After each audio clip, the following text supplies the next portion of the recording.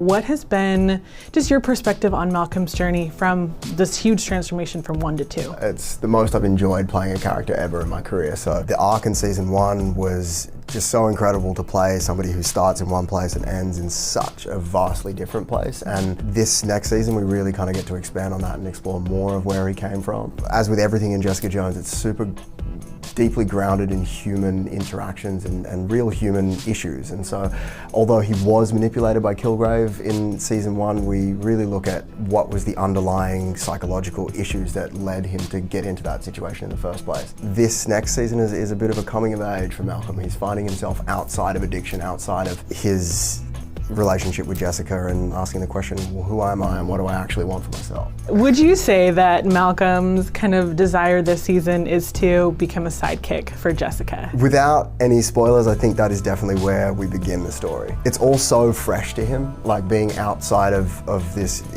incredibly traumatic experience that he's just been through with Kilgrave, and it's like kind of shaky first steps finding his feet as we start season 2. And all I will say is that that changes drastically as well. The journey for season 1 was a huge arc for Malcolm, and arguably the second season is just as big of an arc with just as big of a little twist in there. If Malcolm could be a superhero, let's say Jessica was hiring for her new kind of squad.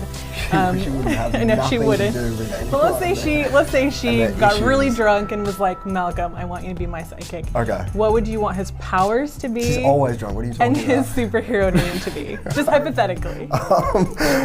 Oh God, okay, so he's such an empath. He really, really genuinely wants to help people. So I would give him the superpower of being able to put anyone else into somebody else's shoes for a moment, so that they could experience life from the other person's perspective. And like an empathetic kind of transference. well, like, yeah, if you're being a dick, you can just kind of go, here, have a little taste of what that feels like, and then you can see things from the other frame. That's what I would give him. I don't know about a superhero name, but he's definitely not wearing a cape.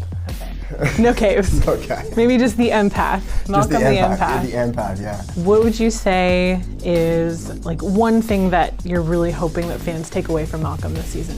This season for Malcolm is about identity, and for fans, I think there's a real power in still being able to have heart, but then also have resolve and self-respect. And so I guess that would be my kind of roundabout answer to that question, is how to hold oneself, for me as a man, Malcolm as a man, and still be an empath and do good in the world. Because that definitely was not his character in season 1. No, I mean, that's what he's aspiring to. He had no resolve. Yeah, he has none of that, and so that's what he's learning. And he still doesn't, but it's like he's that's what he wants, and so that's the struggle. That's what we get to see, which is I think is a very real one for a lot of people. Anything can be an addiction, whether it's food or sex or whether it's like an actual substance. We all have our different things, and that mental fortitude, I think, bleeds across everything. And that's, I hope, something that's very relatable for people. Jessica Jones season 2 hits Netflix worldwide March 8th. That's it.